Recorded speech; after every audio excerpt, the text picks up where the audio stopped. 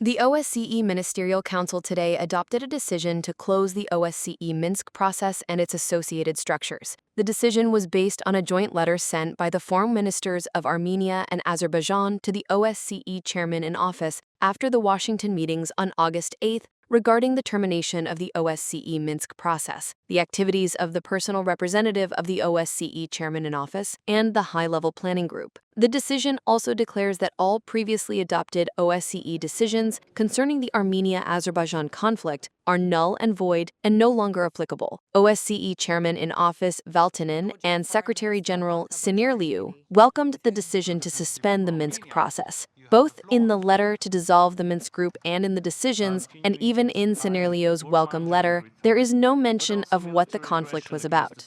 The OSCE Minsk group, mandated by a UN Security Council resolution in 1992 for the peaceful settlement of the Nagorno-Karabakh conflict, served for 3 decades as the only internationally recognized negotiation format. After the 2020 war, Baku declared that the conflict was resolved by military means, and therefore the activities of the Minsk group were no longer relevant, while the same group's periodic statements emphasized that the issue had no military solution. The cessation of the Minsk group's activities was such a fundamental issue for Baku that it became one of the most important points on the negotiating table. For Azerbaijan, the dissolution of this structure symbolizes 2 important goals: definitively closing the Karabakh issue. As long as the Minsk group existed, theoretically, there was also a platform where the issue of Nagorno-Karabakh's status could be discussed. And secondly, the removal of mediators from the negotiation process. The group, co-chaired by Russia, the USA, and France, implied the active involvement of major powers. By dissolving it, Azerbaijan aims to maximally limit external interference and build relations with Armenia on a bilateral basis. For Aliyev, the Minsk group was also a source of unpleasant memories accumulated over decades.